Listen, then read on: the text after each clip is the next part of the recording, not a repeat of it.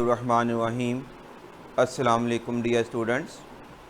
आज के इस लेक्चर में हम जिस एक अहम टॉपिक को कवर करने की कोशिश कर रही हैं वो ये है कि लीनियर ट्रांसफॉर्मेशन में रैंक और नलिटी से क्या मुराद है। एक्चुअली इसका ताल्लुक़ उसी बात से ही है जो कि हमारे पिछले एक तसलसल चल रहा है लेक्चर्स का डायमेंशन के हवाले से। तो रैंक और नलिटी भी दरअसल डायमेंशंस कुछ ख़ास किस्म के जो स्ट्रक्चर्स हैं उनकी डायमेंशंस को ही बोलते हैं। तो आइए ज़रा पहले हम इसकी ज़रा डेफिनेशन देख लेते हैं, तो फिर अगली हम बात करते हैं। हम जानते हैं, फ़र्ज़ कर लें पहले हम नलिटी की बात करते हैं। Nullity of a linear transformation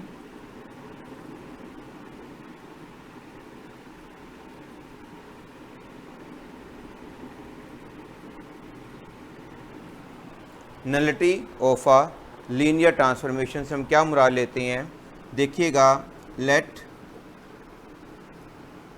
V and W be any two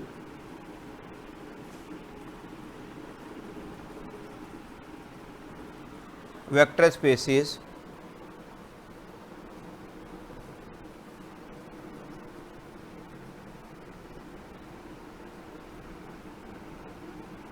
defined over a same field F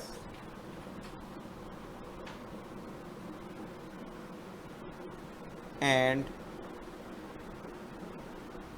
T is V से W be a linear transformation. Let V and W be any two vector spaces defined over a same field F and T V से W पर be a linear transformation. L dot T का मतलब क्या होता है? Linear transformation.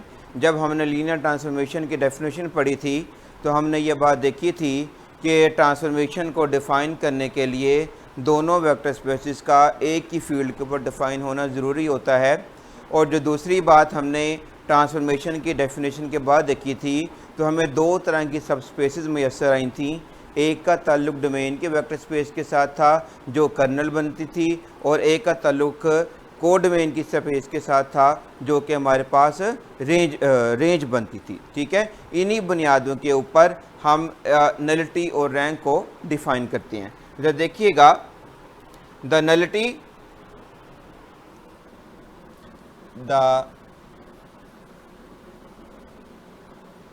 nullity of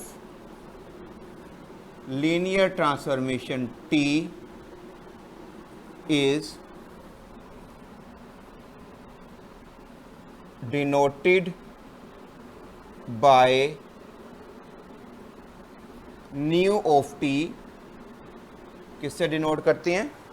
the nullity of linear transformation T is denoted by new of T। किससे denote करते हैं? New of T। और डिफाइन कैसे करते हैं इसको? एंड इज डिफाइंड एज, ये देखिएगा, nu of T is equals to dimension of kernel T। ये nu of T is equal to dimension of kernel T। हम जानते हैं कि कर्नल ट्रांसफॉर्मेशन के तहत मुयस्सर आता है। कर्नल किसका हिस्सा होता है? डोमेन की वेक्टर स्पेस का हिस्सा होता है। और हमने साबित किया हुआ है कि कर्नल T सब स्पेस बनाता है। जब सब स्पेस बनाता है तो ऑब्वियस बात है कि ये क्या होगा, अपना वेक्टर स्पेस, डोमेन की वेक्टर स्पेस का ये क्या होगा, सबसेट होगा। ठीक है, ये स्पेस बना लिया है तो ज़ाहिर बात है इसके अंदर फिर डायमेंशन की बात हो सकती है। तो जब भी नलिटी ऑफ अ ट्रांसफॉर्मेशन की बात करेंगे तो इससे मुराद हम डायमेंशन लेंगे, और डायमेंशन हम किसकी लेंगे, कर्नल टी की लेंगे। किसकी लेंगे, कर्नल टी की लेंगे। और इसका सिंबल क्या है डिनोट करने के लिए, हमारे पास nu of T, nu of T से हम इसको डिनोट करते हैं। न्यू ऑफ टी से मुराद क्या होगा, नलिटी ऑफ लीनियर ट्रांसफॉर्मेशन, और नलिटी ऑफ लीनियर ट्रांसफॉर्मेशन से मुराद क्या है, कर्नल ऑफ टी की डायमेंशन, कर्नल ऑफ टी की डायमेंशन। ठीक है, अब हम देखते हैं कि आगे रैंक ऑफ ट्रांसफॉर्मेशन से क्या मुराद है। पास rank of a linear transformation, कि लीनियर ट्रांसफॉर्मेशन के रैंक से हम क्या मुराद लेते हैं। पहली बात तो वो उसी तरह से हम लिखेंगे कि let V and W be any to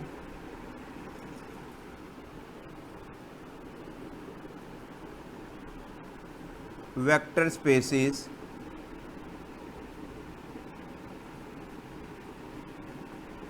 defined, let V and W be any two vector spaces defined over a same field F and T from V to W be a linear transformation। ये बिल्कुल वही बात है जो हमने nullity के start में भी लिखी थी कि let V and W be any two vector spaces defined over a same field F and T V से W पर be a linear transformation। L dot T से मुराद हम क्या लेते हैं, लीनियर ट्रांसफॉर्मेशन। ठीक है जी, आगे देखिएगा, अगला नलिटी का तज़किरा हमने किया तो पता चला कि वो डोमेन की वेक्टर स्पेस के मुतल्लिक़ कोई गुफ्तगू है। अब जब रैंक का तज़किरा करेंगे तो इसका मतलब है कि अब हम को डोमेन की स्पेस के मुतल्लिक़ कोई बात करने वाले हैं। देखिएगा, the rank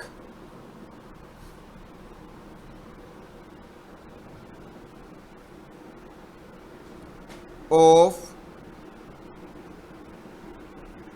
linear transformation T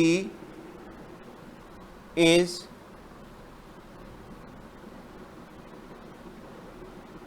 denoted by R of T। किससे डिनोट करते हैं, R of T से, and is defined as, and is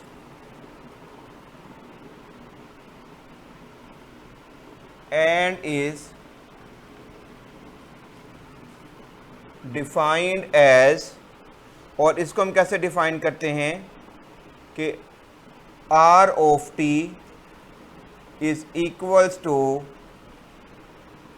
dimension of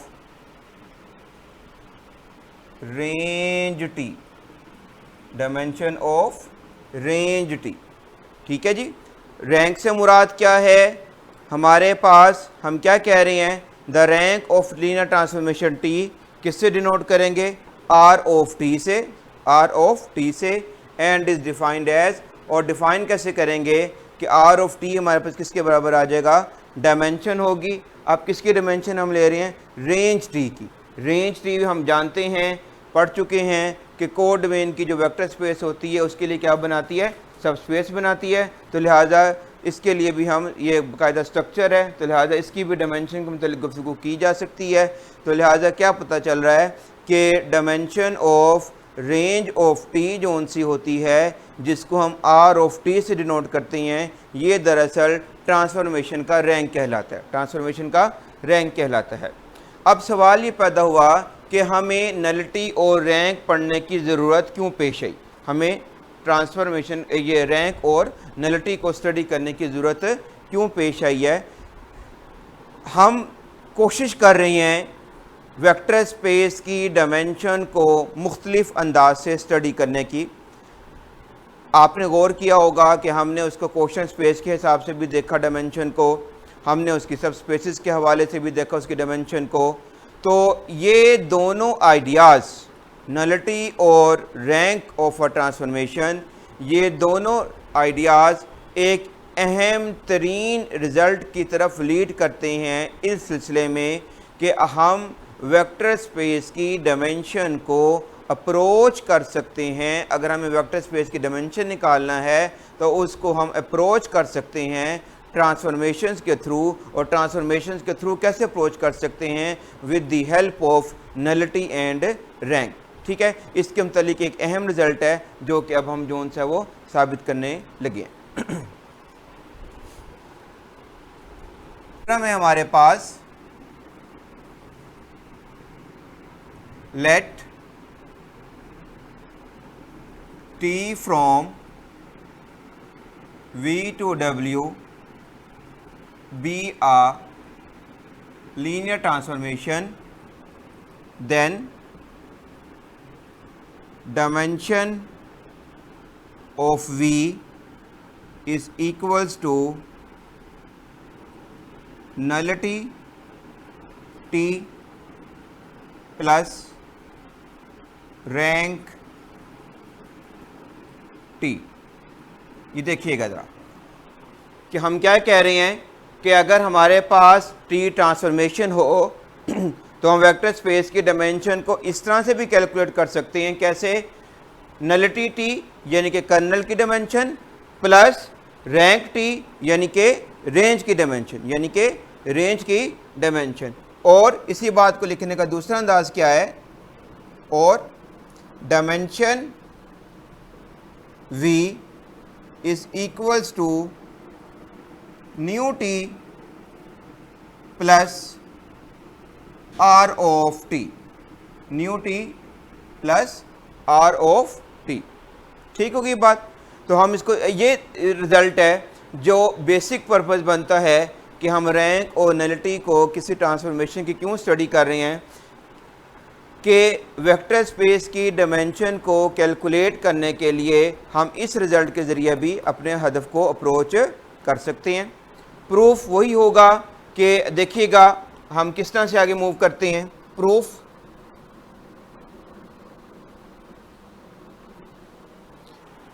चूँकि न्यू ऑफ टी या नलिटी से मुराद क्या है? कर्नल टी की डायमेंशन। ठीक है, तो हम अगर कर्नल टी की डायमेंशन है तो इसका मतलब क्या हुआ कि कर्नल टी एक फाइनाइट डायमेंशन वेक्टर स्पेस है। क्या मतलब है इसका? कि हमें कर्नल में से एक ऐसा फाइनाइट सबसेट मिलेगा जो कर्नल के लिए क्या बनाएगा? बेसिस बनाएगा। यही बात मैं नीचे लिख रहा हूँ कि late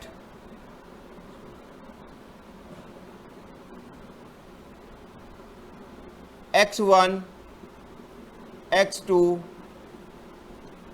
xm be a basis of kernel T।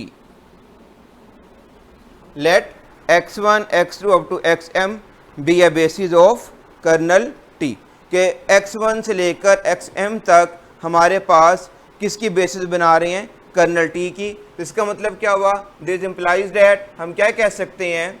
This implies that dimension of kernel T is equals to क्या आ जाएगी? m। Then dimension of kernel T किसके बराबर आ जाएगी? m के बराबर आ जाएगी। अब जरा आप गौर करें, as kernel T is subset of v, यानी कि क्या मतलब है कि कर्नल टी चूंकि वेक्टर स्पेस v जो कि डोमेन का है उसकी क्या होती है? सबस्पेस होती है। अब अगली बात क्या मैं इस्तेमाल करने लगा हूं, हमने ये भी रिजल्ट पढ़ा हुआ है कि हर एक लीनियरली इंडिपेंडेंट वेक्टर्स के सेट को हम एक्सटेंड कर सकते हैं कि वो उसके लिए क्या बनाए, बेसिस बनाए, उसके लिए क्या बनाए, बेसिस बनाए। अब चूंकि कर्नल टी कंटेन करता है वी में x1 से लेकर xm तक का जो सेट है वो कर्नल के लिए बेसिस बनाता है, बेसिस बनाता है, तो इसका मतलब है कि ये इंडिपेंडेंट हुआ कर्नल टी के लिए।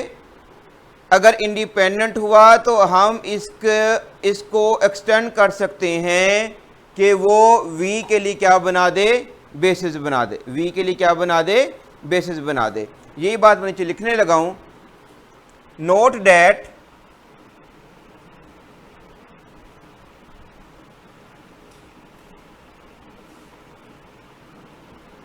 the set x1 x2 xm being basis of kernel T is linearly independent, but ठीक है,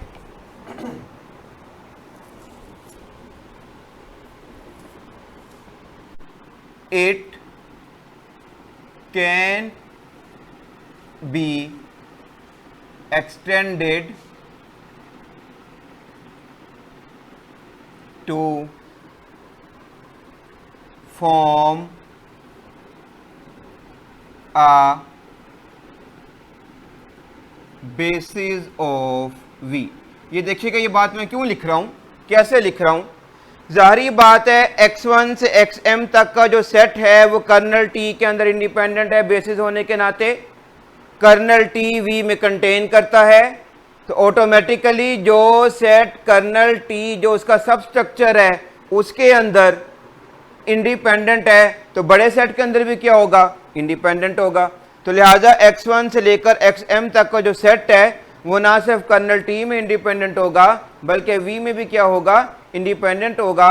और हम जानते हैं कि हर इंडिपेंडेंट सेट को एक्सटेंड कर सकते हैं कि वो क्या बनाएं, बेसिस बनाएं, इसलिए ये बात लिखी गई है। So it can be extended to form a basis of v। Let, देखिएगा, let s is equal to x1 x2 xm v1 v2 vn is a basis of v। Let हमने एक्सटेंड कर दिया x1 से लेकर xm तक के vectors के set को हमने एक्सटेंड कर दिया कहां तक, vn तक। दो तरह के वेक्टर्स आ गए x1 से xm तक और बाकी जो वेक्टर्स आ गए v1 से लेकर vn तक। सेट को नाम दे दिया हमने s का कि ये क्या करता है, बेसिस बनाता है किसके लिए, v के लिए। किसके लिए बेसिस बनाता है, v के लिए। इसका मतलब क्या हुआ कि v हमारा क्या हो गया, v की फिर डायमेंशन कितनी आ जाएगी, फाइनाइट डायमेंशन तो है, तो v की डायमेंशन कितनी आ जाएगी मेरे पास, so dimension of v is equals to क्या आ जाएगी मेरे पास, m प्लस n। इसको मैंने क्वेश्चन नंबर 1 कह दिया। डायमेंशन ऑफ v किसके बराबर आ जाएगी, m प्लस n। अब जरा गौर कीजिएगा, m से मुराद नलिटी की डायमेंशन है, m से मुराद क्या है, नलिटी की डायमेंशन, यानी कि कर्नल टी की डायमेंशन, नलिटी ऑफ टी है। m से मुराद क्या है, ट्रांसफॉर्मेशन की नलिटी, यानी कि कर्नल टी की डायमेंशन। अब सिर्फ हमने इक्वेशन, हमने साबित क्या करना था कि डायमेंशन v बराबर है nullity t plus rank t। Dimension v हमने निकाल लिया कि जनाब किसके बराबर आ रहा है, m प्लस n के। m के मुतल्लिक हमें मालूम है कि ये हमारे पास क्या है, ट्रांसफॉर्मेशन की नलिटी, यानी कि कर्नल टी की डायमेंशन। अब सिर्फ हमें यह साबित करना है कि इक्वेशन नंबर 1 में ये जो n लिखा गया है, स्मॉल n लिखा गया है, ये दरअसल रेंज ऑफ ट्रांसफॉर्मेशन t की डायमेंशन बनता है, यानी कि ट्रांसफॉर्मेशन का ये रैंक बनता है। ट्रांसफॉर्मेशन का क्या बनता है, रैंक बनता है। तो यही बात मैं नीचे लिखने लगा हूं, Now we only know we show that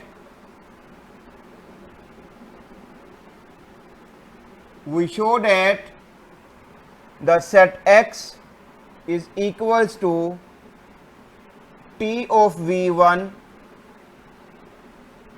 T of V2, T of Vn forms a basis of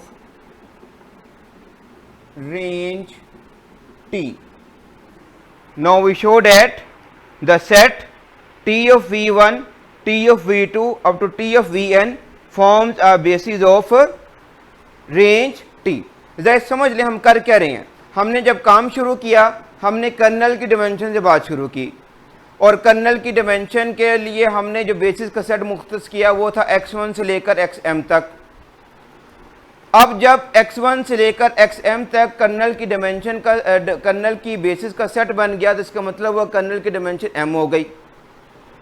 चूंकि कर्नल वेक्टर स्पेस V का सबसेट होता है और हमने पढ़ा हुआ है कि जो सेट बेसिस बनाता है उसके तमाम वेक्टर्स इंडिपेंडेंट होते हैं। इसका मतलब क्या हुआ, x1 से लेकर xm तक के जो वेक्टर्स हैं वो सारे के सारे कर्नल T की बेसिस की बुनियाद के ऊपर इंडिपेंडेंट हो जाएंगे। अब जो सेट ऑफ वेक्टर्स छोटे सेट के लिए इंडिपेंडेंट होगा तो उसके बड़े सेट के लिए भी क्या हो जाएगा, इंडिपेंडेंट हो जाएगा। इसका मतलब क्या हुआ कि x1 से लेकर xm तक का जो सेट है ये हमारा वेक्टर स्पेस V के लिए भी क्या बन जाएगा, इंडिपेंडेंट बन जाएगा। अब जब इंडिपेंडेंट बन गया तो इसका मतलब क्या हुआ, रिजल्ट के मुताबिक हर इंडिपेंडेंट वेक्टर्स को के सेट को हम एक्सटेंड कर सकते हैं कि वो स्पेस के लिए क्या बनाए, बेसिस बनाए। यही बात हमने यहाँ पर लिखी है कि so it can be extended to form a basis of V। ठीक होगी बात। यानी कि अब कैसे क्या एक्सटेंशन किया है वो सेट S में दिखा दिया गया है कि सेट S हमारे पास क्या आ गया, x1 से लेकर xm तक ये पुराने वाले एलिमेंट थे। इंक्लूड कौन से किए, v1 से लेकर तो vn तक वाले हमने क्या कर लिए, इंक्लूड कर लिए। ये set is a basis of v। अगर ये बेसिस ऑफ v है तो इसके एलिमेंट्स की तादाद v की डिमेंशन बन जाएगी। तो डिमेंशन v किसके बराबर आ गया, m प्लस n। इसको हमने कह दिया क्वेश्चन नंबर 1। अब जो हमारा टारगेट है वो क्या है कि वेक्टर स्पेस की डिमेंशन किसके बराबर आनी चाहिए, नलिटी ऑफ टी जमा रैंक टी। ठीक है जी। m इक्वेशन नंबर 1 में जो m लिखा गया है ये किसको रिप्रेजेंट कर रहा है, कर्नल टी की डिमेंशन को, यानी कि ट्रांसफॉर्मेशन की नलिटी को। बाकी क्या रह गया है क्वेश्चन नंबर 1 में, जो स्मॉल n लिखा हुआ है वो किसको रिप्रेजेंट कर रहा है, या उसको हमें क्या साबित करना है, हमने साबित ये करना है कि जो स्मॉल n है ये दरअसल ट्रांसफॉर्मेशन के रेंज की डायमेंशन बन जाए, यानी कि ट्रांसफॉर्मेशन का रैंक आ जाए। अब ट्रांसफॉर्मेशन के रेंज की ये डायमेंशन n कब आएगी, जब हम ट्रांसफॉर्मेशन की रेंज के एक सेट को लें जिनमें n एलिमेंट्स हों जो उसके लिए बेसिस बना दें, जो उसके लिए बेसिस बना दें। यही बात नीचे लिखी गई है। We show that x set का नाम रखा t of v1, t of v2 up to t of vn form a basis of range t, form a basis of range t। देख लो n में x में कितने एलिमेंट्स आ रहे हैं, n elements आ रहे हैं। अगर ये बेसिस बना देता है तो इसका मतलब क्या हुआ कि ये किसकी बेसिस बनेगी, रेंज t की। जो रेंज टी की बेसिस जब बन जाएगा तो x के एलिमेंट्स कितने आ रहे हैं, n आ रहे हैं। इसका मतलब है रेंज टी की डायमेंशन कितनी हो जाएगी, n हो जाएगी, जो दरअसल ट्रांसफॉर्मेशन का क्या बन जाता है, रैंक बन जाता है। तो यही बात हमने साबित करनी है। अब हम देखते हैं कि सेट x को हमने रेंज टी के लिए बेसिस कैसे साबित करना है।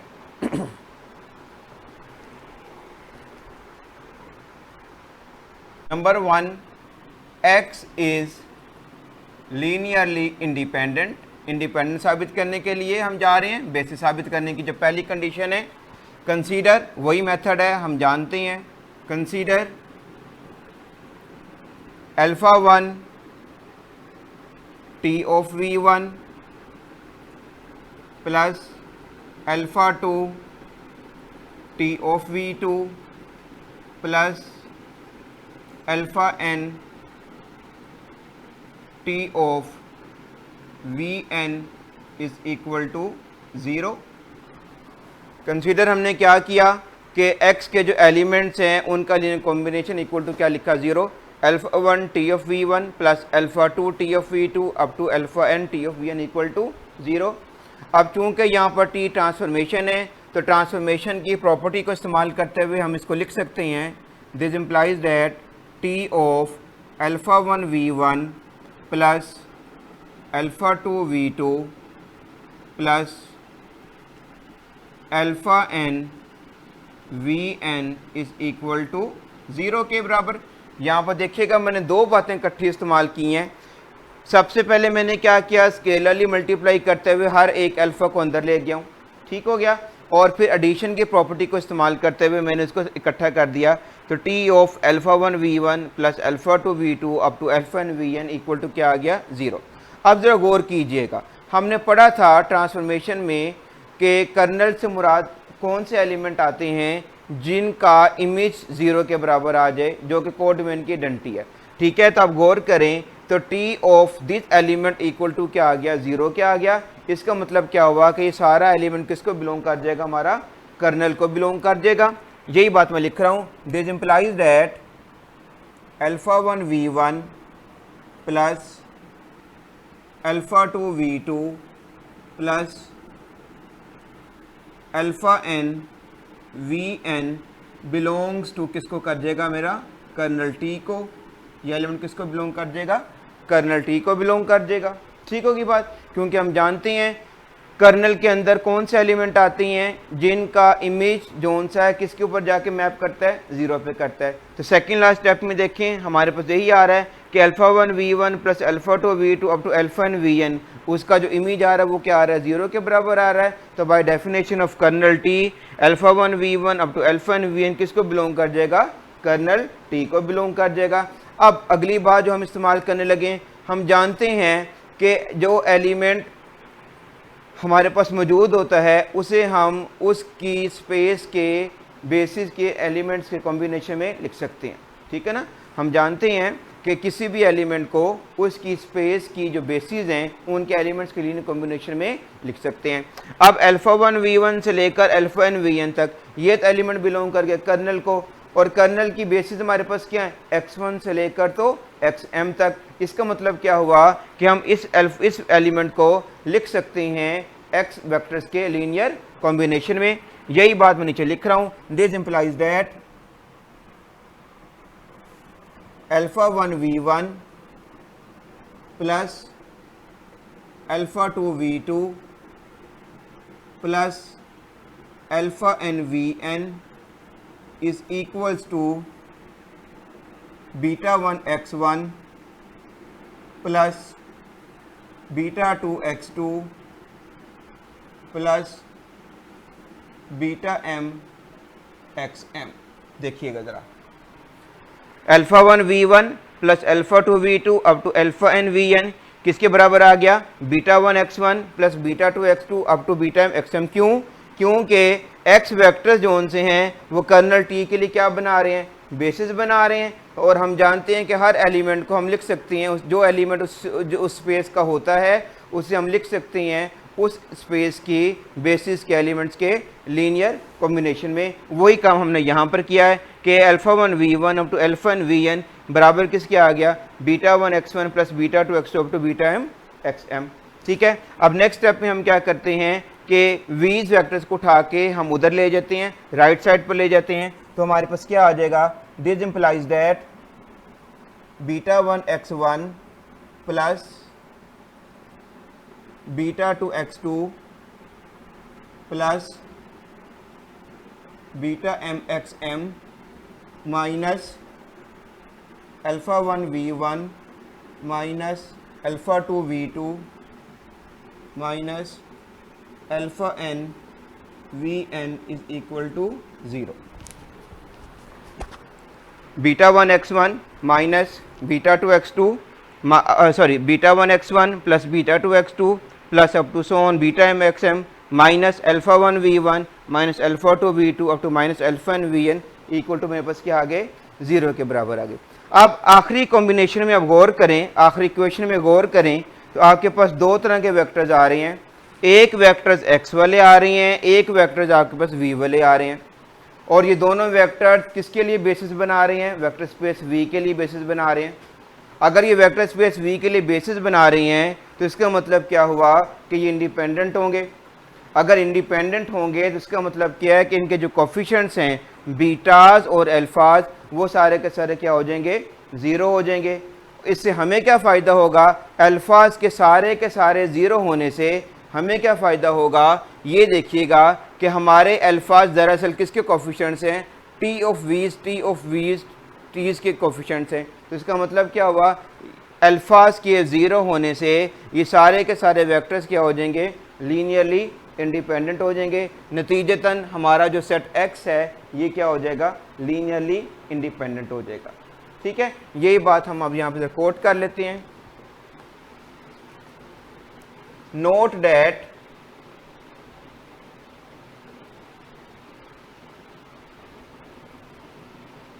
all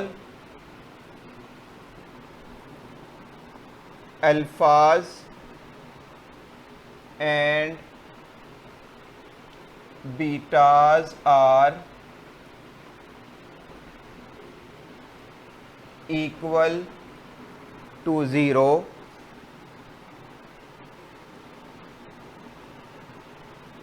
because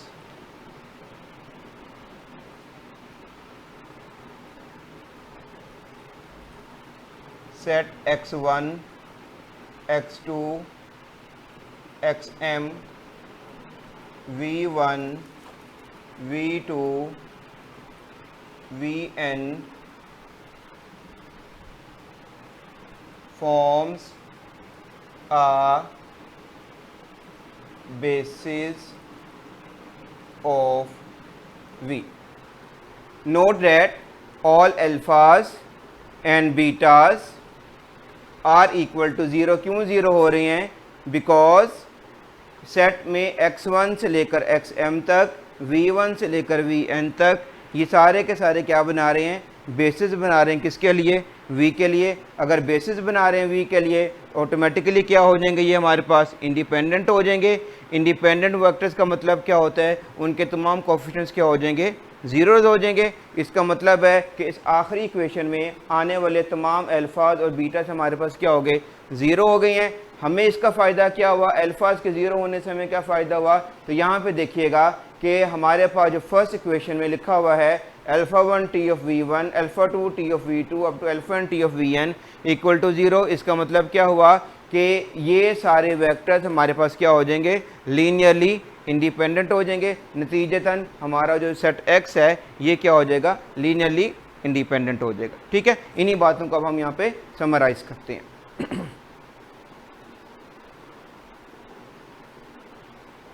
दैट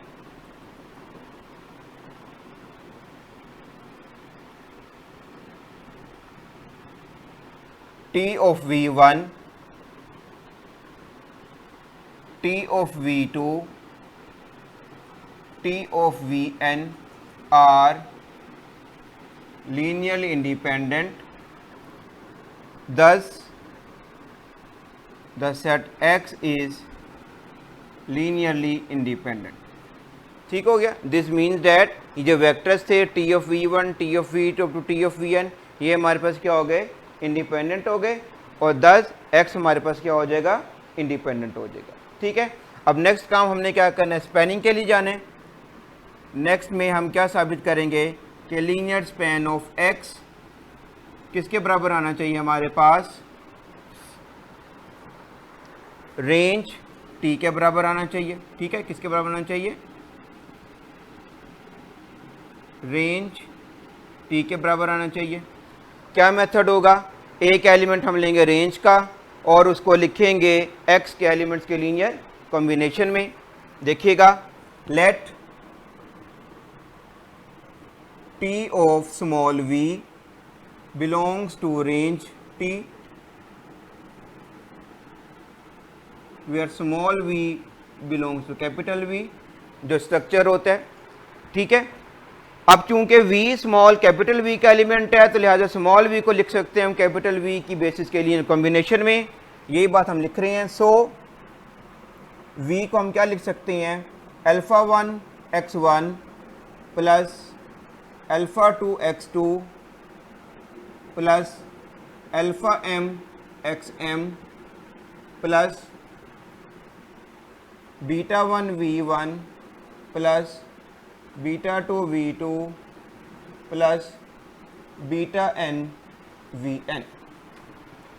v को हमने लिख दिया अल्फा और बीटास की मदद से वेक्टर x और वेक्टर v की कॉम्बिनेशन में। अब क्या करते हैं, दोनों तरफ हम जो सा है अप्लाई कर देते हैं t को।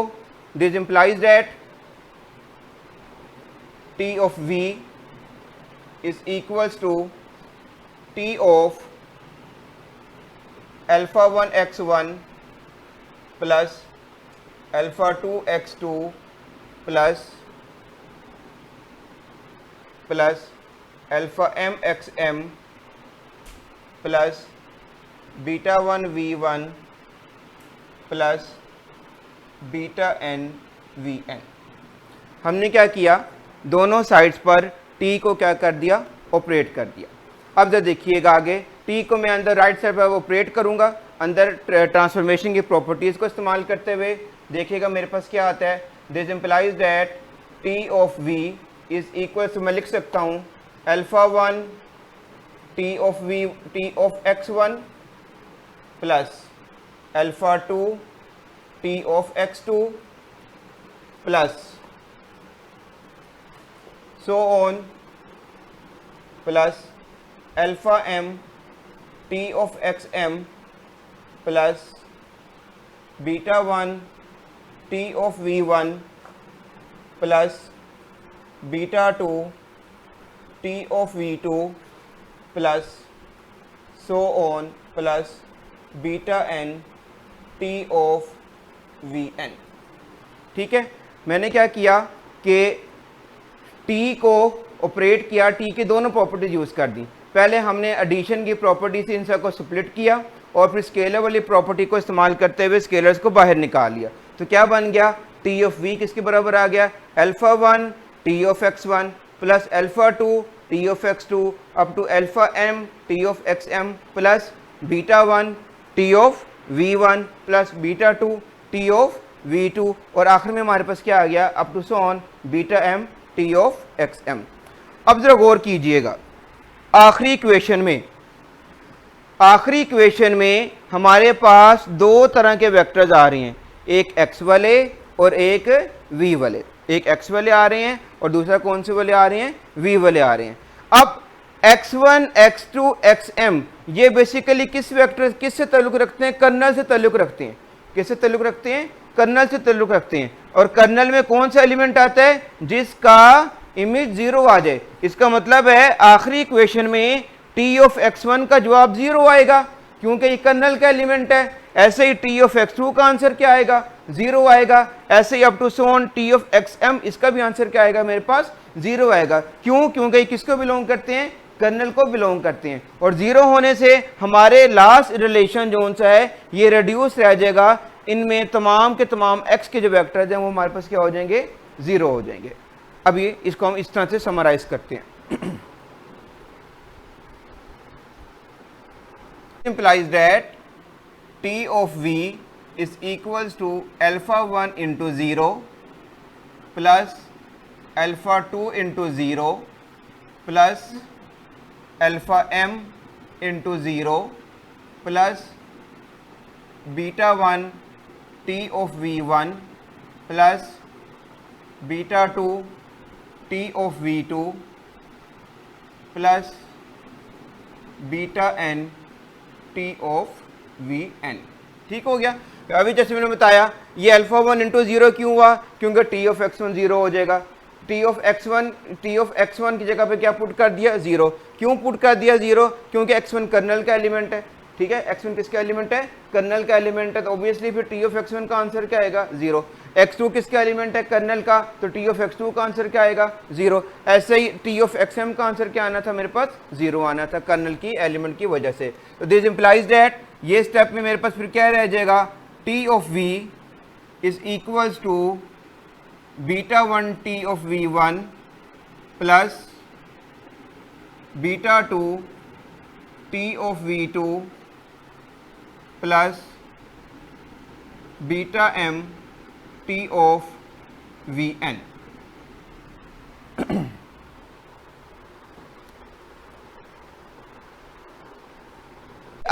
आखिरी इक्वेशन से क्या पता चल रहा है कि हमने t ऑफ v को लिख दिया है एक लीनियर कॉम्बिनेशन में। किसका लीनियर कॉम्बिनेशन है, t of v1 t of v2 up to t of vn। और ये क्या है, बेसिकली x के एलिमेंट के x के सेट के क्या हैं, एलिमेंट्स है। ठीक है, इसका मतलब क्या हुआ कि हमने this means that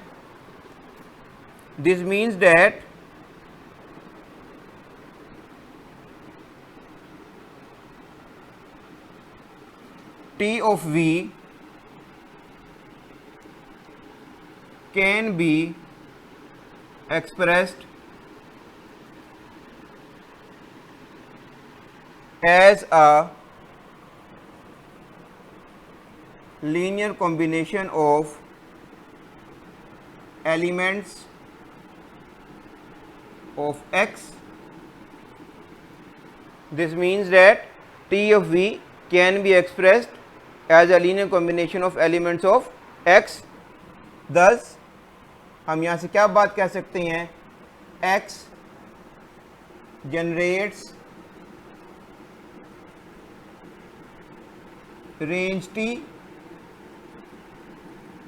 x generates range t, that is linear span of x is equals to क्या आ जाएगा मेरे पास, रेंज t। और इसका मतलब क्या हुआ, अब चूंकि बेसिस भी अपना इंडिपेंडेंट भी हो गया है और हमारे पास क्या हो चुका है, स्पैन भी उसके बराबर आ चुका हुआ है। दस हम क्या कह सकते हैं, सो x forms a basis of range t। ठीक हो गया, x forms a basis of range t। अब रहेगी बाकी डायमेंशन की बात। मोर ओवर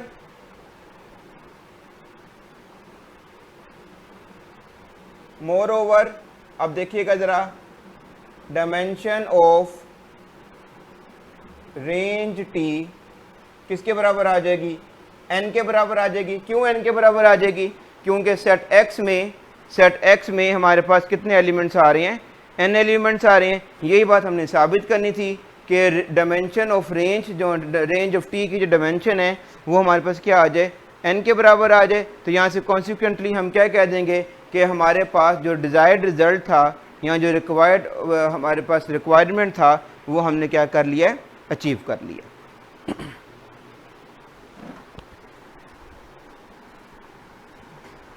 फिर क्या आ जाएगा कि हमारे पास क्या था, डायमेंशन v बराबर क्या था, m प्लस n। और यहाँ से हम क्या कह सकते हैं कि this implies that dimension v is equals to nu of t plus क्या आ जाएगा हमारे पास, r ऑफ t।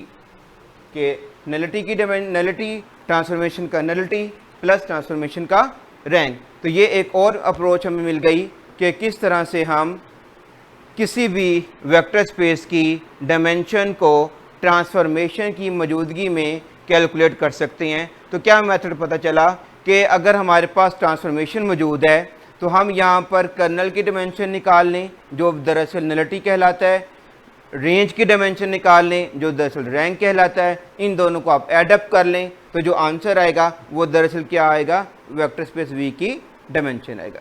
ठीक है, उम्मीद है कि आपको समझ आ गया होगा। अगर कोई क्वेश्चन हुआ तो मुझसे फिर आप कमेंट बॉक्स में ज़रूर पूछ सकते हैं।